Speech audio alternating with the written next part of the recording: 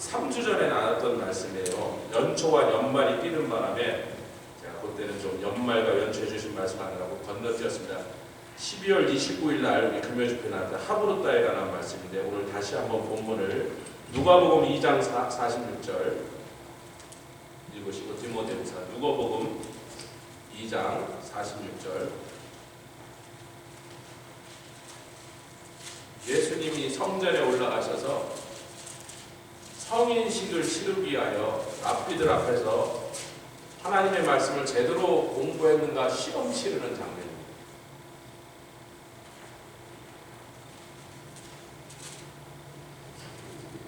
42절부터 47절까지 있지요. 누가복음 2장 42절로 47절. 제가 한 절 읽고 여러분들이 한 절 읽고, 여기 12살이라고 밝힌 이유는 그때가 그 시험을 치르는 해. 그래서 13살에 성인식을 치르는 해. 아멘. 지금도 유대인 아이들이, 남자아이들이 13살, 요즘 여자아이들도 해주는데 옛날에 남자만 했습니다. 13살에 성인식, 바미스와. 그러려면 12살에 시험을 치러요. 올라갔다가 떨어지면 어떻게, 선물이랑 잔치 준비 다 해갔다고 애 떨어지면 망치니까 전에 다 치러갖고, 해당 안 하는 애들은 아예 처음부터 해당 안 하고 그날 막 온 가족이 파티복을 입고 올라오는데, 12살에 치르고 떨어진 애는 집에 있고 13살 치른 애들만 올라오는 그런 장면입니다. 41절부터 47절까지 한 절씩 읽겠습니다. 예수께서 12살 될 때에 저희가 이 절기에 전례를 쫓아 올라갔다가 그날들을 마치고 돌아갈 때에 아이 예수는 예루살렘을 머무셨더라. 그 부모는 이를 알지 못하고 동행 중에 있는 줄로 생각하고 하루길 간 후 친족과 아는 자 중에서 찾되 만나지 못하며 찾으면서 예루살렘에 돌아갔더니 사흘 후에 성전에서 만난즉 그가 선생들 중에 앉으사 저희에게 듣기도 하시며 묻기도 하시니, 47절, 듣는 자가 다 그 지혜와 대답을 귀히 여기더라. 유대인의 교육은 12살까지 회당 교육, 율법 교육, 제대로 배웠는지를 예루살렘 성전에서 상주하면서 말씀을 가르칠 만큼 그렇게 권위 있고 또 그렇게 존경받는 율법사들이 직접 시험하는 거예요. 니네 시골 회당에서 배운 거 그 동네 랍비의 실력을 못 믿겠어, 여기서 해봐 그러는 거예요. 이 장면에 예수님 그 시험을 통과한 거예요. 근데 부모들이 가자, 내년에 와서 성인식 한다고 뭐 수많은 애들이 그런 거예요. 뭐 한 해에 수천 명이 통과한 거예요. 그래서 통과한 집마다 이제 나귀 타고 가는데, 여러분 나사렛과 예루살렘 사이가 어른이 빨리 걸으면 한 이틀째, 출발해서 다음 날쯤도 들어가지만 한 3일쯤 거리쯤 됩니다. 그러니까 3일 거리를 갔다가 중간쯤 돼서 돌아왔다는 거예요. 여러 나사렛 사는 사람들이 함께 올라갔으니까, 막 동네 여러 집이 같이 갔으니까 저 집도 12살짜리, 저 집도 12살이고 12살이 아니라도 어차피 절기에 갔으니까 절기를 지켜 동네마다 사람들이 갔다가 막 왁자지껄 떠들어서 막 예루살렘에서 사는 뭐 우리 같으면 막 꼬치 또 뜯으면서 엿도 사 먹으면서 그 막 왁자지껄 가는데 하루 간 거예요. 그러면 예수님이 어리니까 뭐 집 친구랑 어느 집 자는 방에서 자나 보다 그렇게 생각한 거예요. 그 다음날 아침에 일어나서 이제 다시 출발하는데, 아니 근데 우리 집에는 어딨냐 이렇게 한 거예요. 그래서 못 봤어? 아니요 못 봤어. 그럼 바쁜 사람 막 가고, 그러니까 아니 다 자기 동네에서 온 사람 다, 이게 제가 지금 드라마 타이즈 하는 거지만 여러분 그런 장면을 여러분 상상할 수 있어요. 나사렛은 이제 한 하루 더 가야 되는데 큰일 났네. 애를 잃어버린 거야.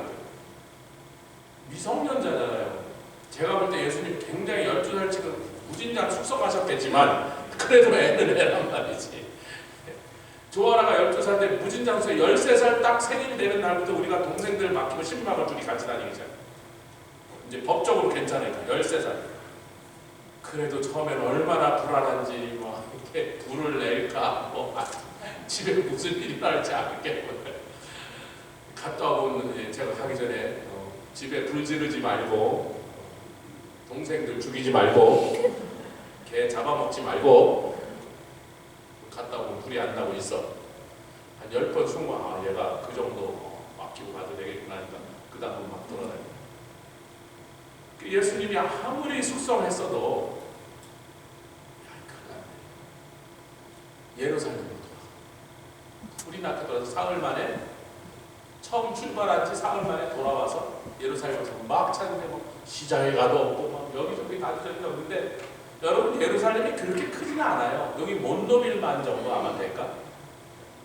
골목골목 다니다 보니까 아무 데도 없으니까 성전에 딱 들어갔더니 3일 전에 예루살렘 출발하기 전에 3일 전에 4일 전에 랍비들 앞에서는 공식적인 테스트를 하는 거예요.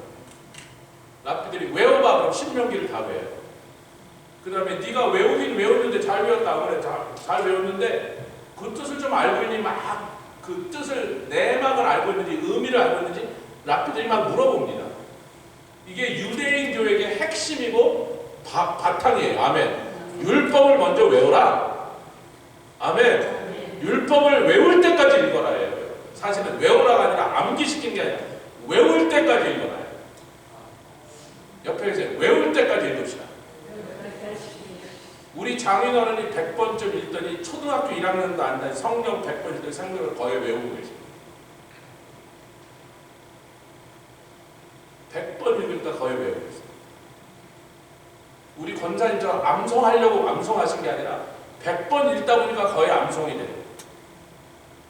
거의 이렇게 성경 낭독 같이 성경 읽으실 때 거의 안 봐요. 이렇게 하다가 가끔 봐요. 어디를 펴도 그런다면 어디를 펴도 거의 다 외우고 있어요.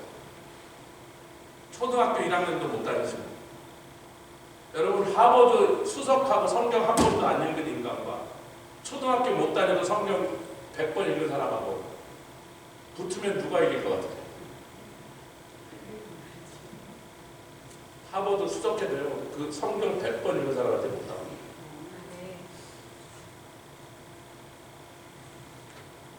제가 현재까지 만난 분 중에 실제로 만나서 알고 있는 사람 제일 많이 읽은 사람이 400번쯤 읽었는데 최복교 목사님 신학교들과 거기 교장 선생님 대신 즉 대구 신학교를 설립하신 최모식이 목사님은 신약을 7,200번, 200번, 구약을 뭐 700번인가요?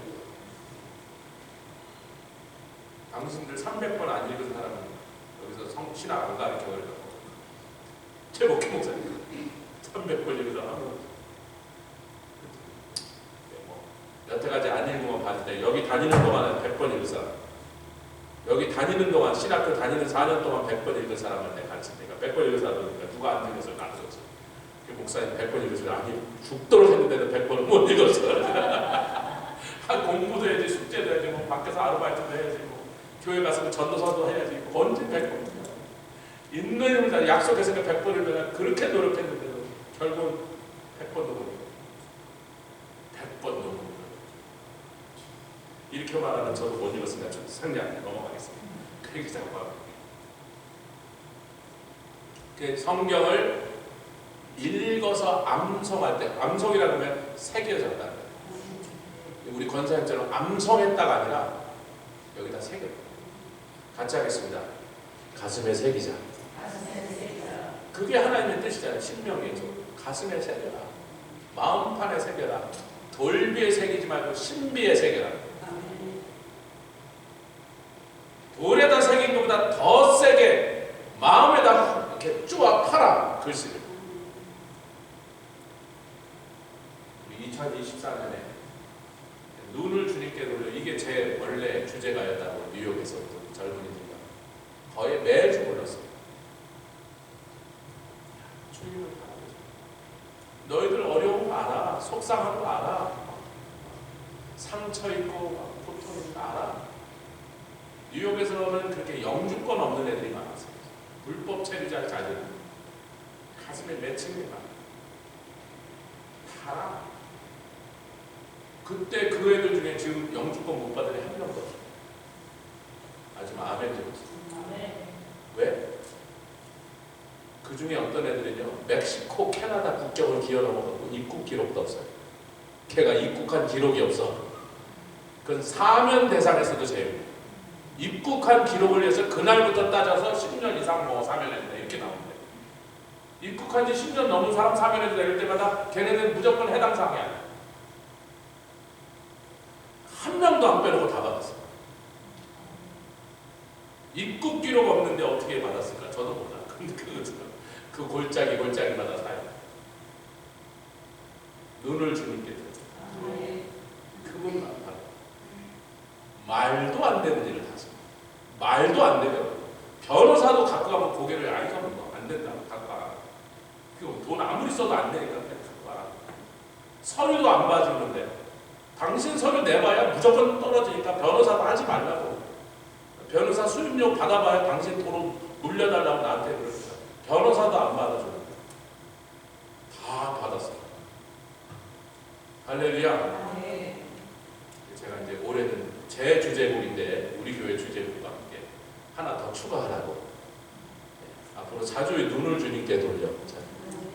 아이 그래 많이 불렀지. 제가 여기서 안 불렀다는 게 아니고. 할렐루야.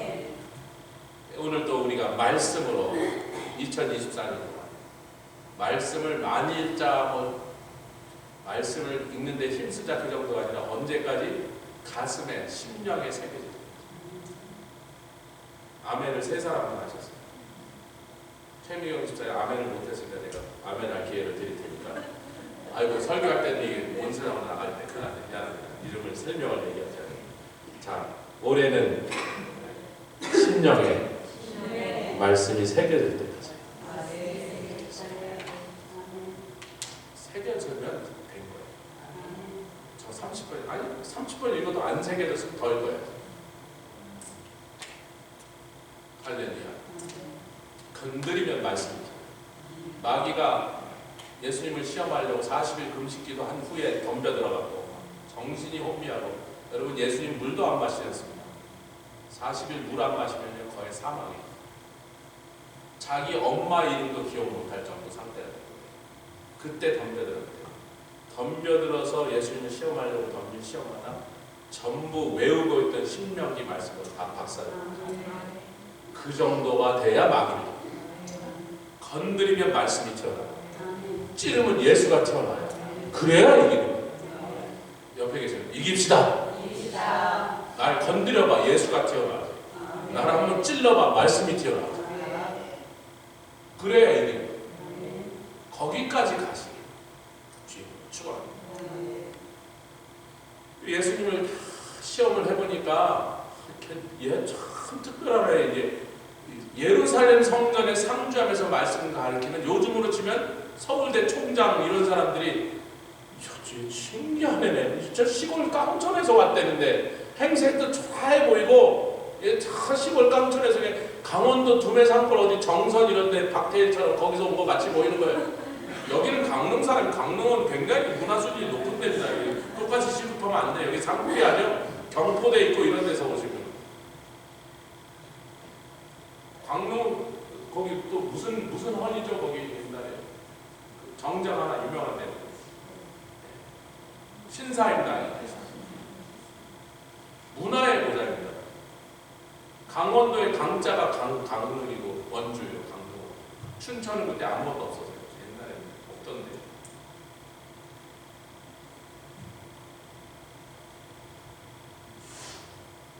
깜짝 놀랐습니다. 그분이 하나님의 아들인지 모르고 말씀이신 분인지 모르니까 요만한 애가 어떻게 이 말씀의 이 깊고 높은 경지의 비밀한 말씀을 이 오묘한 말씀을 저렇게 깨닫고 있을까? 깜짝 놀라니까요.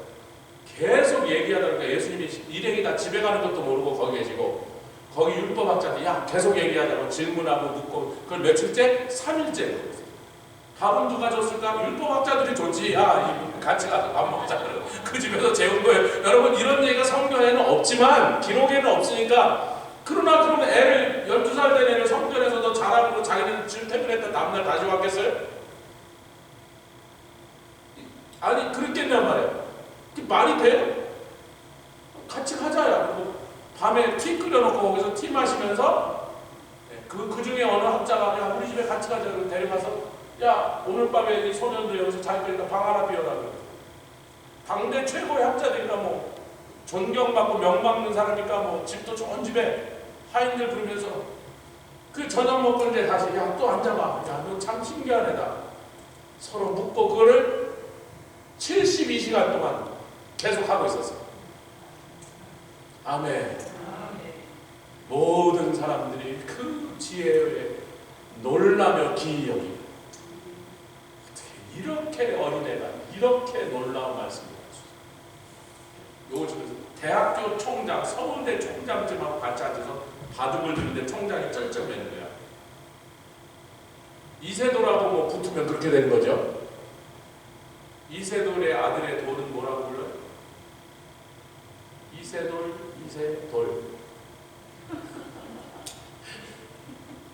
이세돌이 누군지 모르는 분 죄송합니다. 한국에 나온 최고의 바둑기사. 이세돌의 이세가 돌이 됐다. 이세돌.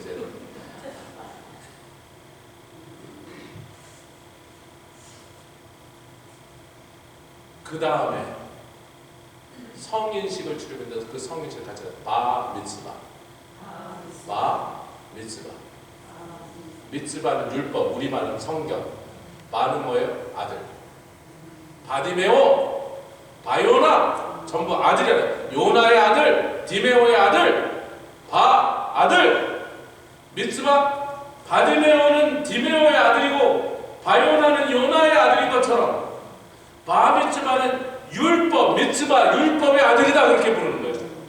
그럼 그날 아버지가 이렇게 기도합니다. 하나님 나에게 이 귀한 아들을 주사 내가 이 아들을 사랑하며 하나님의 말씀을 그에게 가르치기를 들어와도 가르치고 나가도 가르치고 앉아도 가르치고 누워도 가르치고 그게 어디를 신명기 6장에서 하라고 하신 대로 내가 그렇게 했습니다.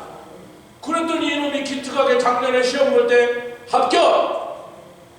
여기 이 저명한 랍비들이 다 검사하고 확인했는데 합격해서 내가 할 일을 다 끝냈으니 뭐야? 네 아들에게 지금 네가 듣는 이 말씀을 들려 가르쳐라 그랬으니 내가 그걸 다 해갖고 오늘 드디어 합격한 애들이 바미ツ바 의식을 치러서 이 아들이 이제부터는 조아무개의 아들이 아니라 율법, 즉 우리말로 하면 성경, 하나님의 말씀의 아들이 되었으니 이게 자녀 교육의 궁극적 목표입니다. 내 자녀가 말씀의 아들 되게, 우리말로 하면 말씀의 사람이 되게. 이제부터 나는 부담이 이제 다 덜었습니다. 내 할 일은 다 했으니 13살부터 유대인들은 부모가 간섭하죠. 자기가 스스로 결정하되 무엇에 의지하여 결정하게? 말씀에 근거하여 결정하게. 그때부터 하는 게 학업입니다. 자, 이제 3주 전에 나눈 말씀과 제가 조금만 디모데후서를 읽지를 마시고 다 읽었던 거니까 내 속에 거짓이 없는 믿음이 생겨났는데 그것은 믿음은 네가 그냥 혼자서 어디 가서 배운 게 아니라 내 외할머니 로이스에게서 그리고 그에게서 그렇게 교육받은 네 어머니 유니게에서. 근데 유니게라는 이름은 헬라 이름입니다, 여러분. 이 여인은 헬라식 교육을 좋아해서 헬라 사람과 데이트하다가 어느 날 헬라 청년하고 결혼을 해갖고 디모데를 낳은 거야. 그런데 이 사람들이 헬라식으로 헬라 사람들과 이제 섞여 살면서 헬라 문명의 동향을 받고 있었는데 어느 날 복음을 듣고 예수를 믿게 됐어요. 제가 3주 전에 그랬죠. 디모데 참 불쌍하다. 월요일부터 금요일날까지는 아카데미 다니고 금요일부터 토요일까지 회당 끌려갔다가 토요일날 좀 놀라 그랬더니 내일은 주일이니까 교회 간다 이렇게 끌려다녀요. 헬라식 교육, 유대인 교육, 교회 교육. 우리 애들이 아무리 교회에서 뭐 성령 충만 별걸 다 받아도 월요일부터 금요일까지는 아카데미 가야 되는 거예요. 가서 뭐 산수도 배우고 역사도 배우고 지리도 배우고.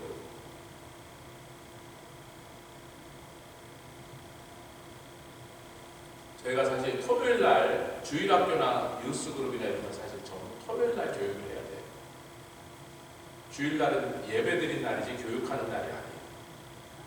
뉴욕에 있던 교회도 토요일날 토요 학교를 시작했어요.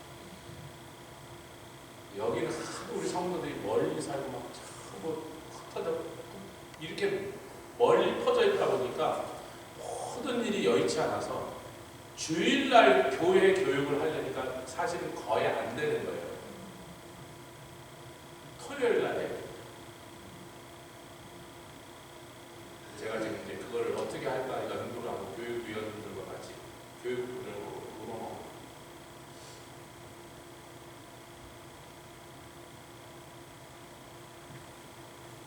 교육을 하려면 토요일 날 애들이 와요. 그래서 한 4-5시간 데리고 있어서 말씀도 가르치고 한글도 가르치고 예절도 가르치고 그런 교육은 사실 토요일 날이지 주일 날 한 게 아니에요. 주일 날은 뭐 하는 날인가? 예배드리고 현대인들이 막 시간이 부족하고 막 월요일부터 토요일 날은 놀러 가는 날 막 이러니까 토요일 날 애들이 모이지를 못하니까 우리가 지금 밀리고 이래서는 안 돼요. 어찌됐든 진도를 나가겠습니다. 내 어머니 윤희계 속에도 있더니 내 속에도 있은즉 아멘. 근데 이때 헬라 신앙이에요, 헬라인들의 교육이에요, 유대인들의 하브루타 교육이 남아있다.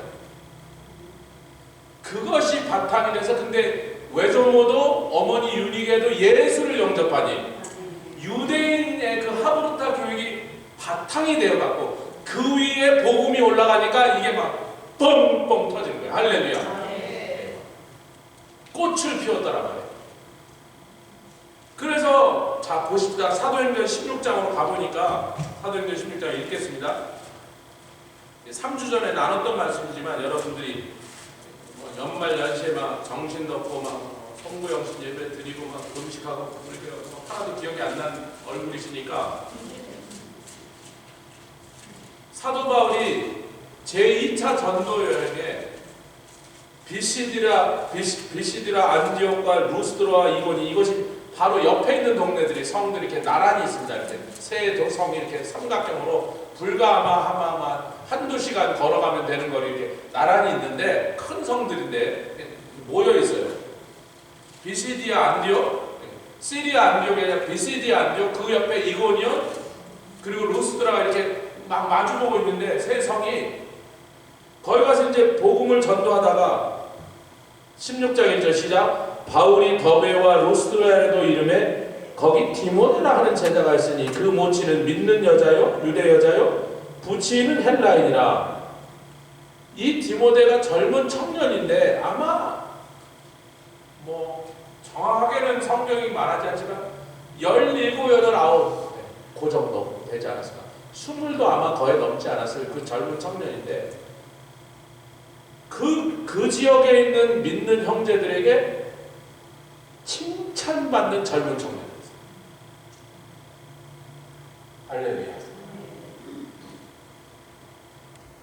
헬라인 아버지의 권유로 아카데미를 다녀서 세상 학문에 능통한 자가 되고 외할머니와 어머니의 손에 이끌려 유대인의 율법을 새겨서 어떻게 바 미츠바가 되어 있는데 그 위에 복음이 들어와서 예수를 믿게 되니까 그렇게 어린 나이인데 18, 19이면 애잖아요 사실. 근데 산전수전 다 겪고 세상에 최고로 지식 있는 사람들을 맨날 상대하는 바울이 봐도 놀라운 애가 거기 하나예요. 여러분 바울이 얼마나 기준이 높은 사람이에요. 마가가요 바나바의 족하고 베드로의 수제자인데도요 바울이 처음이니까 저는 비리비야 데리고 오지 마. 아직 멀었어 저놈은 그랬잖아요. 마가를 그렇게 생각할 정도인데 디모데를 딱 보니까 아니 저런 탐스러운 청년이 이 동네에 있네. 이것이 하브루타 교육에서 세상의 학교도 다녀야 됩니다. 아멘. 국어 산수 다 배워야지. 지리도 배우고 역사도 배워야지. 그러나 유대인의 학습법을 얘가 배워요. 거기에 뭐만 들어가면 뇌관만 들어가요. 예수 그리스도 십자가 복음만 들어가니까 그게 그냥 확 터지는데 바울과 같은 대단한 사람이 봐도 어느 동네 가서도 그런 사람을 보기 힘든 사람이 여기 작품이 하나 만들어져. 아멘. 작품이야. 하나님이 준비하신 놀라운 그릇이 하나. 바울이 나중에 이 세상을 떠날 때가 가까우니까 디모데에게 자기의 후계자처럼 아들처럼 그에게 모든 권세면 권세, 지위면 지위, 지식이면 지식, 은사면 은사를 디모데에게 다 쏟아붓고 갑니다. 왜? 그럴 만한 그릇이. 18, 9에 벌써 그런 그릇으로 바울에게 볼 때 결판이 나 있어요. 그게 교육이에요. 여러분, 사무엘이 몇 살 때 하나님의 음성을 듣기 시작했다고? 아이 때인데 몇 살 때쯤? 아마 대여섯 살, 6, 7살. 다윗이 몇 살 때 왕위 기름 부음을 사무엘을 통해 받았다고? 우리가 8살에서 12살 정도에 됐을 거라고. 8살은 혹시 왜 들판에 가서 늑대랑 싸우려면 5살은 좀 힘들고 늑대가 지보다 3배나 큰데, 그러니까 늑대랑 그것도 말도 안 되지만 한 7, 8, 9살은 돼야 그래도 어떻게 늑대하고 싸워보고 곰하고 붙어볼 생각이라. 아니 등치가 요만은 하면 안 되잖아. 요만은 해야 늑대랑 어떻게 해보려고 하지. 곰을 잡으면 다리를 잡았는데 어떻게 싸워요? 곰을 목이라도 잡아야지. 8, 9, 10살 때 하나님께서 얘가 내가 택한 사람. 다니엘이 반드시 다니엘과 세 친구가 12살 이하라는 건 바벨론의 기록이에요. 바벨론은 12살 넘은 애들은 인재교육에서 빼는 거예요. 툴레이시야. 얘네들은 벌써 지네 민족성을 가슴에 받았기 때문에 아무리 데려다 가르쳐도 어느 날 배반한다. 인재 키워서 그놈이 우리 배반하면 그건 바보짓이니까 12살 넘은 애들 안 가르쳤습니다. 그게 바벨론의 기록에 남아있기 때문에 다니엘과 그 친구들이 반드시 12살보다 어렸어야 거기에 들어갔던 거예요. 여러 사람 더 얘기하십니다. 하나님이 교육시키는 것. 그러니까 우리 요즘 오늘 교육은 이래요. 아이고, 네, 죄송합니다. 이제 부모들, 이놈의 새끼 괜히 나가고 이 말썽만 부리는데 20살이 됐는데 사람도 안 되고 도대체 지압가림도 못하고 이놈 새끼 맨날 집에 와서 용돈 뜯어가고, 아이고 어느 저놈이 사람이 되고, 그렇게 사람이 되고 부모한테 와서 속색이지 않는 놈 되려는 게 교육의 핵심 포커스가 되니까 이게 교육이 아니란 말이에요. 다 망가지고 뒷북 치는 거예요. 하나님이 하나님의 사람을 키워내는 거예요. 하나님이 그 어릴 때부터 하나님이 쓰시고자 인물을 키워내는 것이 하나님 나라 교회 교육의 목표입니다. 16, 17, 18쯤 되면 여기 오신 강사 목사님, 야, 이 교회가 어떻게 이런 애들이 앉아있어? 이래야지 그게 교육이에요. 아니 얘가 희한한 놈이네. 야, 너 나랑 같이 갈래? 너 세상에 다니면서 전도자 할래? 너 빌리그램까지 되겠다. 야, 잘못하면. 아, 얘 아직 대학도 안 가냐? 가자, 나랑 다니는 세계적인 종대니까 나랑 다니는 기름은. 강사 목사님께서 그런 애들이 여기 막 앉아있어요. 그게 교회 교육이에요. 말썽 안 부리네, 사과제, 지압가림이라도, 변변한 짭이라도 잡고 그렇게 만들려는 게 교회 교육이 아니에요. 그거는요, 이미 실패한 다음 얘기입니다.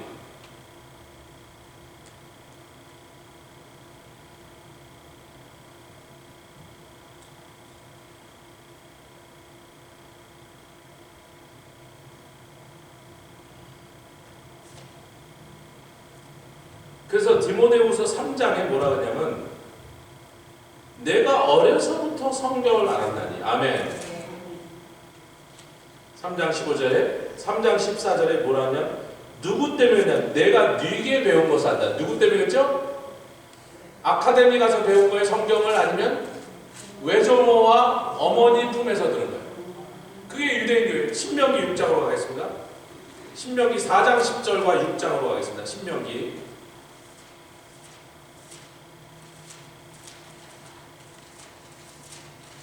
오늘도 이 하브르타 교육 다 못 끝나겠네. 다음 주에 더 해. 괜찮습니다. 이게 중요한 거니까 천천히 가요. 너무 여러분이 다 이것을 소화하고 이 이해하고. 제가 말씀드렸죠. 20 몇 살 넘어서 완전히 성장한 장년들에게는 하브루타 교육 안 합니다. 여러분을 하브루타 교육하겠다 제가 이러는 게 아니고, 우리 교회의 교육이 하브루타 교육, 유대인의 교육을 좀 접목시켜서 세상의 아카데미만 가지 말고 바 미츠바가 되게 만들자. 거기에 예수 십자가는 이미 있으니까, 폭탄만 있으면 뇌관은 이미 있었어요. 다른 데는 폭탄인데 예수 복음은 안 들으니까 뇌관이 안 터져서 안 터지는데, 우리는 뇌관은 충분히 준비됐으니까 뭐만 준비되는데 폭탄만 준비되는 거예요. 할렐루야. 우리 교회가 글로 나가야 돼요. 여기서 하나님이 마지막 때 온 세상을 예수 복음으로 뒤흔들어 버릴 인물이 여기서 나옵니다. 얘도 조금 늦었어요. 근데 지금이라도 좀 되려고 그러니까 그나마 나은 건데, 시기적으로 한 10몇 년 늦었어요. 미안해 그렇게 말해서. 근데 그게 사실이에요. 28짜리 늦은 거예요. 한참 늦은 거예요. 저도 늦어서 22살에 예수님 처음 만나서 벌써 늦은 거지. 그때 세상을 흔들 만한 종들에게 너무 늦었다고요. 그런 끝까지 갈 수가 없는 거예요. 3살, 4살부터 시작합니다. 근데 하나님이 그런 사람들을 제가 제 눈으로 여러 사람 만났어요. 4살에 성령 세례 받고 4살에 입신하고 4살에 하나님께 주의 종이 되겠다 서원한 사람들, 제 목사를 3명을 만났어요. 자기 4살 때 방언이 터지고 환상이 보이고 입신을 하는데, 그 와중에 자기가 하나님 내가 주의 종이 돼서 복음을 전해서 4살에 서원했다는 사람 3명 제가 만났어요. 2명은 목사, 하나는 총수. 그게 하나님의 타임테이블. 4살 때부터 시작해요. 요즘 애들은 더 영악해서 3살부터 시작할 것 같아요. 그 사람들은 좀 옛날 사람, 저랑 비슷한 나이대. 옛날에 발육이 늦어서 4살부터, 요즘 3살, 2살부터. 그러니까 지금 딱 대상자는 유다하고 에스라도 조금 늦었어. 걔도 빨리 해야 돼. 유다부터 출발했고, 윌리엄, 올리버 같다. 윌리엄도 벌써 늙기 시작했어.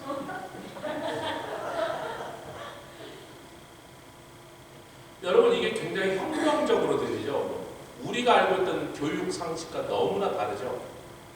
세상이 말하는, 여러분 1850년대 심리학자 교육학자들이, 서양의 유럽의 교육자들이, 그때부터 유럽이 굉장히 잘 살기 시작해서 모든 게 동양보다 아시아보다 어느 나라 지역보다 유럽이 잘 살기 시작하니까 학교가 발달하고 막 이런 것들이, 학문이 발달하는데, 그 똑똑한 학자들이 뭐라 그러냐, 교육학자들, 심리학자들이, 아동 심리학자들이 3살쯤 되면 애들에게 장난감을 줘야 된다.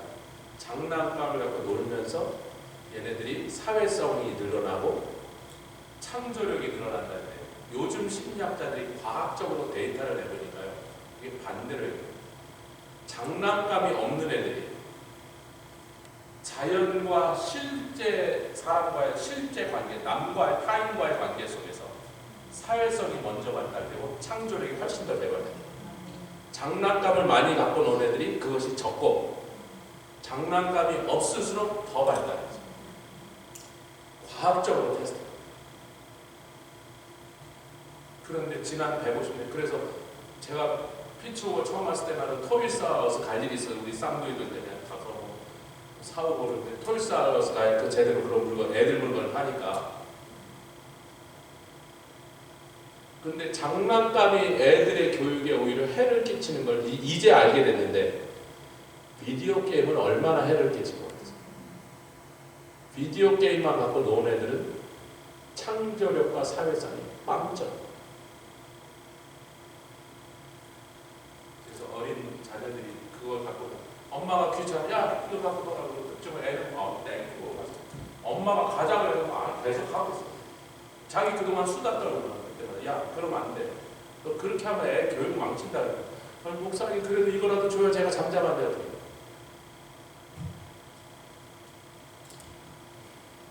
자, 그런데 어느 교회에서, 어느 학교에서 비디오 게임보다 더 애들을 마음을 사로잡아 걔네들의 관심과 걔네들의 참여를 집중시켜서 비디오 게임 하는 것보다 더 애들이 좋아하면서 유익한 걸 배울 수 있도록 만들 수 있는 방법이 네덜란드 가면 개발했나? 스웨덴에서는 그런 거 하나? 놀랍게도 핀란드에서, 핀란드가 1970년대까지요 인구의 90%가 초등학교를 졸업 못했어요. 너무 가난하고 힘들어서 바다에 가서 생선 잡는데 10살짜리 애들을 데려가서 생선을 같이 잡았어요. 야, 배우면 뭐하니? 이 나라에 뭐가 있다고. 그래서 맨날 제일 못 살고 제일 가난하고 제일 무식한 게, 유럽의 최고로 무식한 게 핀란드 사람. 지금 전 세계 모든 학력 테스트에 항상 전 세계 1등이 핀란드예요. 한국이 한 번도 1등 못해서 핀란드한테 져서. 근데 핀란드는요, 학교 시간, 수업 시간 6시간 중에 반드시 2시간 밖에서 수업을 합니다. 핀란드가 얼마나 춥냐고? 네, 모르시면 가보세요. 얼마나 추운지. 노르웨이보다 더 춥습니다. 러시아보다 더 춥습니다. 러시아가 핀란드를 쳐들어왔다가, 러시아가 얼마나 추운데요? 뭐 핀란드도 우리랑 거의 비슷하지 않겠어요? 옆에 있으니까 그러고 왔다가 얼어 죽었어요. 러시아 병사. 러시아보다 더 추운, 세계에서 제일 추운 곳이 핀란드. 그런데 하루에 2시간을 반드시 밖에서 수업을 합니다. 4시간만 인도에서 수업. 그 4시간이 주로 토론이에요. 유대인의 하브르타 교육을 하면서. 걔네들한테 세계에서 가장 짧은 시간에 책상에 앉혀있는 애들이 핀란드 애들이에요. 가장 짧은 시간에 책상에 앉아있어요. 파라과이 갔더니 2부제 학교가 아침에 오전반 몇 시간, 오전반 6시간, 오후반 6시간, 학교 건물이 부족해서. 그래서 다른 데서 수업 시간이 짧은 이유는 학교를 온전히 못 쓰니까 오전반, 오후반 하니까 6시간 만에 대충 보내는 건데, 핀란드는 여러분 유럽에서 제일 잘 사는 나라 중에 하나예요. 그렇게 돈이 많은 나라인데 이제는 노키아 뭐 이런 게 다 거기서 나오거든요.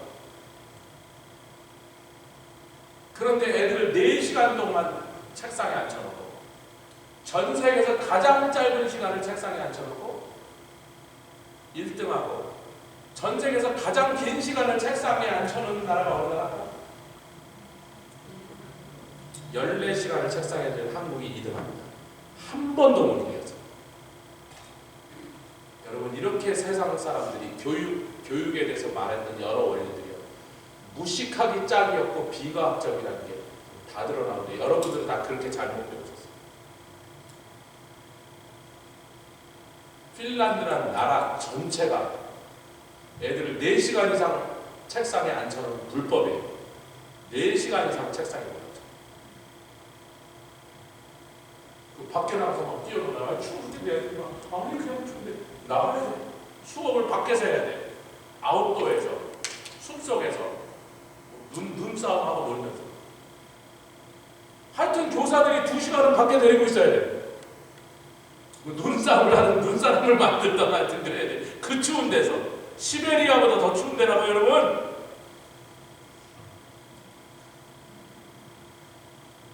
그 외에 여러 가지 뭐 핀란드 교육하자는 게 아니라 그 사람들이 유대인 교육을 좀 빌려온 거예요.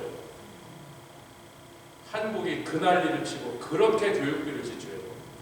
전체에서 공인 테스트예요. 한 번도 핀란드를 못 이기고, 핀란드를 한 번도 안 빼고 있어도 한국은 맨날 2등. 그래놓고 일본은 이기고 대만도 이기고 뭐 다 이겼으니까 독일도 이기고, 그래도 핀란드는 못 이겨요.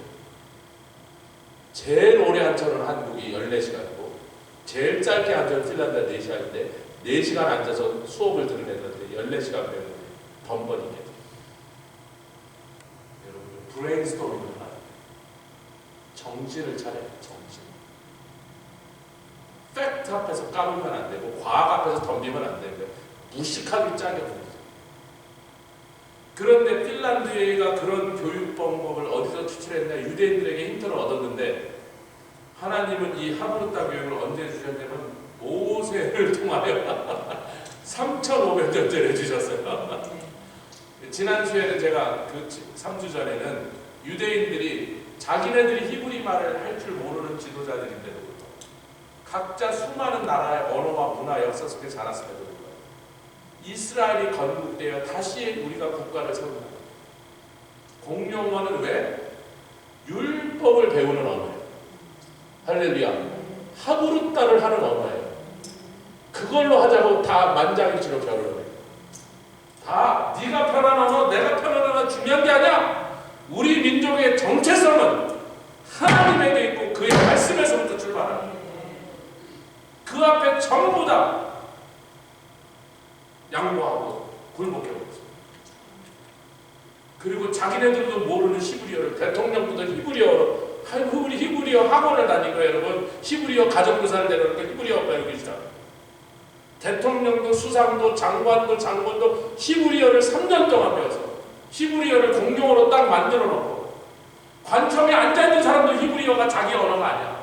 지금 열심히 배우고 있으면서 히브리어로 서류 쓰고 히브리어로 진행하는 거예요. 온 국민이 히브리어를 다시 배우고 있어요. 그랬더니 지금 2023년에도 여러분 이스라엘이요 최첨단 무기를, 세계에서 가장 첨단 무기를 미국 다음으로 많이 만들어내는 나라예요. 가장 좋은 레이더, 가장 좋은 미사일. 요즘 한국이 거의 이스라엘을 따라잡았습니다. 그래서 미국 다음으로 이스라엘과 한국이 거의 삐까삐까 맞짱을 뜨고 있는데 5년 전까지는 한국이 훨씬 뒤쳐져 있습니다. 세계 최고의 기술력을 가진 나라, 세계 최강의 탱크를 만든다. 여러분 가자에 들어갔는데 이스라엘 탱크 터지는 장면 막 나오죠. 전부 거짓말입니다. 왜냐하면 이스라엘은요 탱크만 아니라 장갑차에도 능동 방어 장치를 달아서 라켓이나 RPG가 날라와도요 탱크에 닿아서 터지기 직전에 여기서 요격하는 탄이 나가버려서 그걸 때려버려요. 탱크 안 터졌어요. 탱크 밖에서 펑 하고 터졌는데 탱크 밖에서 터진 거예요. 이렇게 거리가 떨어져요. 요격한 거에 맞아서 터진 거예요. 탱크 3대밖에 못 부셨는데 탱크가 오는 걸 부신 게 아니고 첫날 기습해가고 탱크병들이 탱크에 올라타기 전에 탱크병을 죽이고 그 탱크를 뺏은 다음에 터뜨린 거예요. 한 대도 못 터뜨렸어요. 지금 3개월 동안 가자 지역에 탱크가 수백 대인데 한 대도 못 터뜨렸어요. 우크라이나에서 날마다 탱크가 터지는 거 보셨죠? 이스라엘의 메르카바 전차하고 이스라엘이 쓰는 장갑차에까지 전부 능동 방어 장치, 자동 요격 장치가 달려있어요. 그리고 아니 미사일이 아니라 포탄까지 다 떨어뜨려버렸어요. 포탄이라는 그걸 때려버렸어요. 이스라엘이 그렇게 하이텍이에요. 그런데 그렇게 하이텍 세계 최첨단 기술력을 만든 나라가 최고로 앞서간 선진 기술을 갖고 있는 나라가 교육은 3,500년 전에 하브루타를 지금도 하고 있어요. 세대 간의 제너레이션 갭이 없는 나라. 제가 이 교회 와서요 미국 사람과 한국 사람이 한 지붕 아래서 사는 것도 어렵지만 그보다 훨씬 어려운 같은 한국 사람들 같은 미국 사람들 세대 간의 갭을 극복하는 게 훨씬 더 어렵다는 걸 제가 여기서 분명히 확인했어요. 저 미국 사람하고 여러분도 미국 사람하고 신앙생활하는 게 조금은 불편한 부분도 있지만 조금 복잡할 수 있지만 이중언어 할 때 좀 복잡하잖아요. 이중언어 예배, 합동 예배 될 때 조금 복잡하죠. 우리는 그 별거 아니야. 아멘. 다 극복했어요. 그런 거. 아니 뭐 조금 뭐 불편한데 서로 용납하고 서로 조금씩만 양보하면 얼마든지 같이 공존할 수 있는데 이 제너레이션 갭을 여러분 가정에서나 교회에서나 이 나라에서나 전 세계에서 이제 나라마다 그게 문제예요. 각 세대 간에 이제 대화가 안 통해. 아니 아예 언어가 달라. 나랑 20년만 차이 난 사람은 언어가 안 통해. 언어가 안 통해.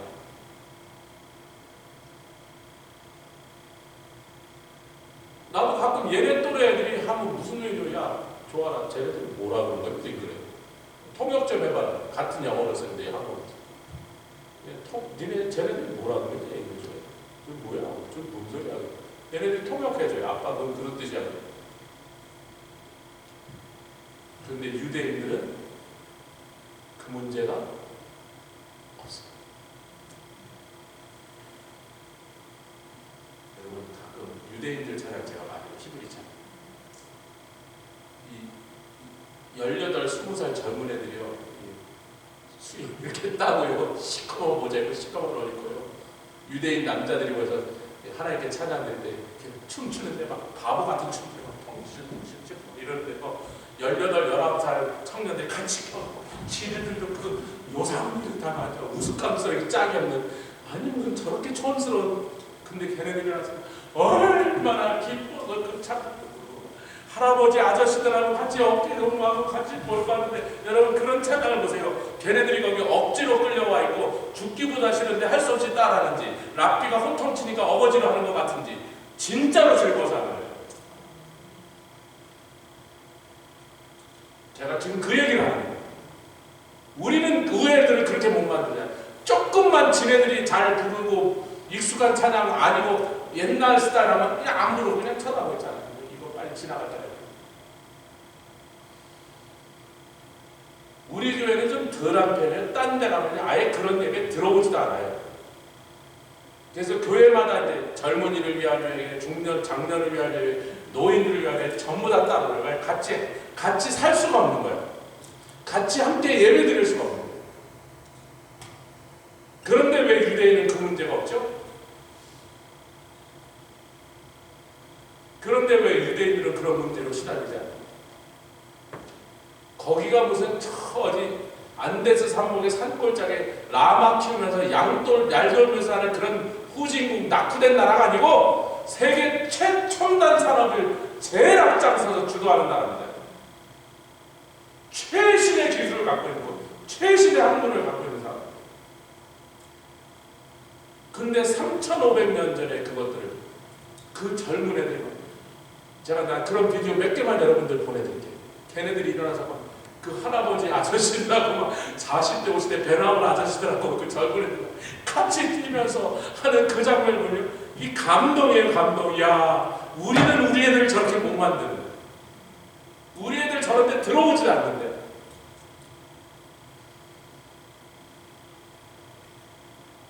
마야 사람들이요. 마야 어떤 이 서양 사람이 기자인데 애를 낳았는데 그 애가 3살짜리 로즈라는 애를 낳았는데 이 책에서 나온 일이에요.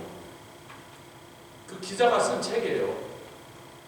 자기는 막 똑똑한 기자니까 남편하고 막 돈 잘 벌고 그래서 어느 날 이제 사랑하니까 애를 하는데 3살짜리 예쁜 딸이 나왔는데 처음엔 3살이 아니지 나와서 이제 3살이 됐는데 그때부터 이제 헬이 시작돼. 나인메어.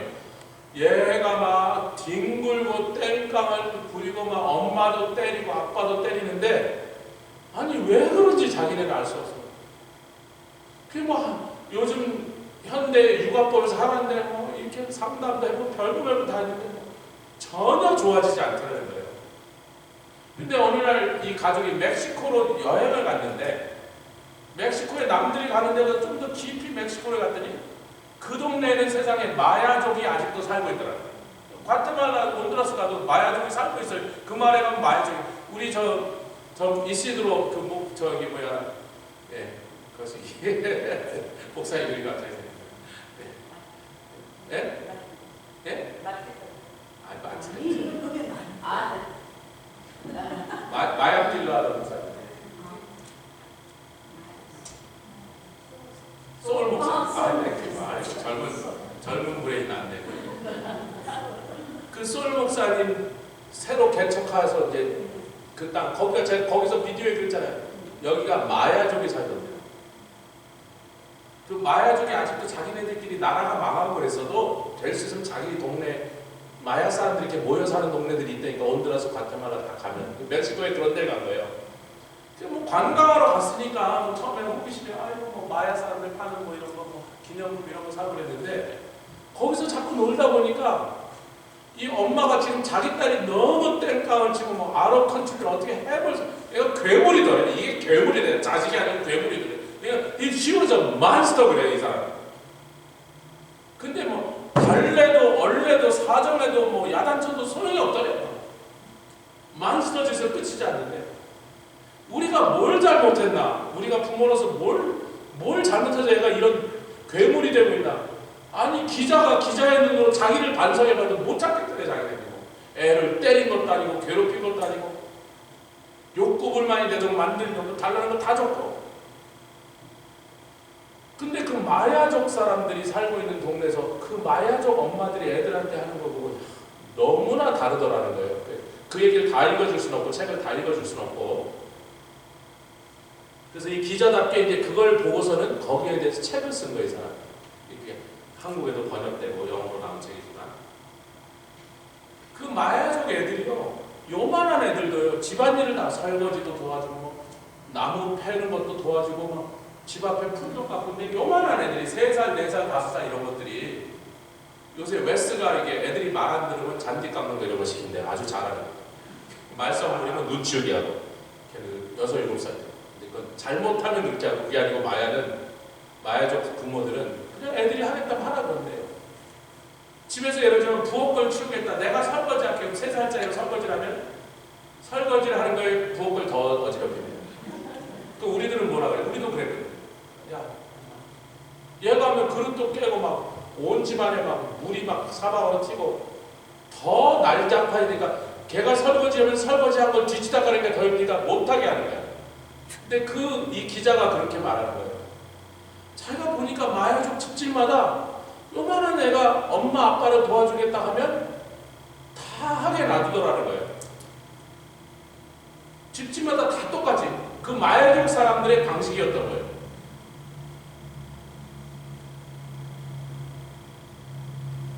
그래서 이 사람이 그 다음에 이 육아 전문가들한테 물어보니까 20개월 된 아이, 지금 막 얼마 전까지 걷다가 걷기 시작한 지 얼마 안 된 아이들을 관찰한 거예요, 학자들이.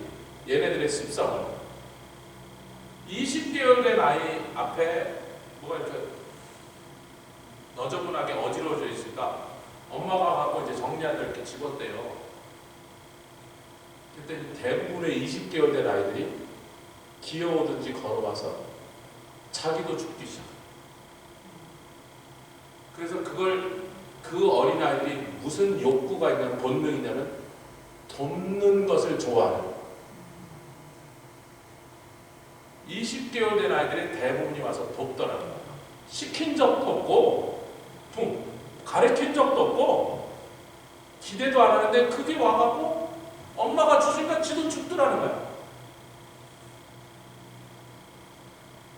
그러니까 마야족 사람들이 그걸 보고 자꾸 도우려고 하니까 도우라고 해라 그런 거예요. 근데 처음에는 서툴잖아요. 그러니까 막 들었다가 떨어뜨리고 막 만지다가 넘어뜨리고 막 물 쏟고 막 해갖고 처음에는 걔네들이 도우려고 하는 게 돕는 게 아니라 방해가 되지. 더 걸거치잖아. 애들이 돕는 게 지는 도우려고 하는데 우리는 방해가 되니까 절로 가라 그런 거야. 또 위험하고 칼도 있고 막 이러니까. 저도 이제 부엌에서 제가 쓰는 칼 중에 여러 가지 사시미 칼도 있고 막 그래갖고 막 무식한 칼들이 너무나 무섭게 잘 베어진 칼들이 있어서 못 건드리게 하는, 잘못 건드리면 손가락 뚝뚝 떨어지는 칼들이라. 제가 프로페셔널리 쓰던 칼들은 못 건드립니다. 너무 살벌하게 베어지니까. 20몇 살인데도